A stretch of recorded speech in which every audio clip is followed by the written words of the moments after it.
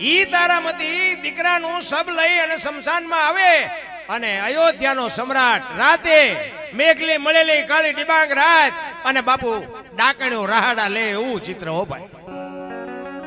અને આમ અંદર આવ્યા ને હરિચંદ્ર રાજા એમ ખડગ આડું કર્યું કે મારું દાન દેતા જાવ. જો તો ખરા ધરતી ફાટી જાય, ધરતી ભલામણા.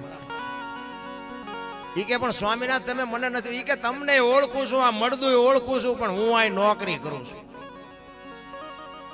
મારી હવા શેર ખીચડી ને મારા ધણીનું હવા મીટર કાપડ આટલું તમારે, હું મારી ખીચડી કદાચ જાતી કરું, હું આજનો દી ભૂખ્યો રહું, હવારે મારા ધણીને શું જવાબ દેવો? અયોધ્યાનો મહારાજા રામ.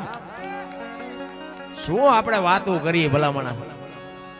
ઈ હાડી અડધી ફાડીને જે ઓઢાડી હતી ને એમાંથી બાપુ અડધું ફાડીને હરિશ્ચંદ્રને આપ્યું અને શમશાન ભૂમિમાં લઈ ગયા. બે માણાને બાપુ રોવા હાટો આંખોમાં આહુડા નહોતા, આહુડા.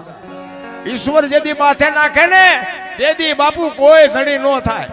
અયોધ્યાનો રાજા સતયુગ હતો, હરિશ્ચંદ્રની પડખે કોઈ નહોતું ઊભું તેથી.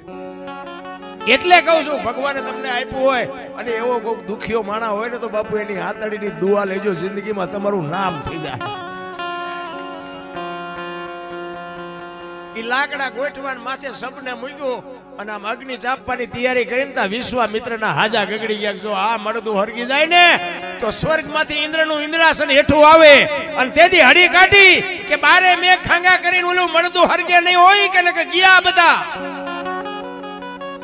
અને તેથી બારે મેઘ ખાંગા થયા ને તેથી હરિચંદ્ર જેવો હરિચંદ્ર ભાંગીને ભૂકો થઈ ગયો. કરે તારી ભલી થાય, જીવવા તો ન દે પણ મળ્યા પછી હરગવાય ન દે. તેથી બાપુ તારામતીએ લગામ હાથમાં લીધી હતી તમે મુંજાવમાં. હવે આ ખડક તો છે ને, દીકરો તો દીકરાના માર્ગે વિયો ગયો.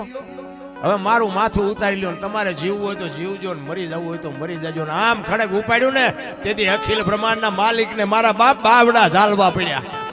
એમના ઇતિહાસ ન થાય, કોકના રોલ કરે ઇતિહાસ ન થાય. કોકના કાળિયા ઠાર્યા હોય તો જગતમાં તમને મને કોક યાદ કરે. ઇતિહાસ એમનામ ન થાય રામ.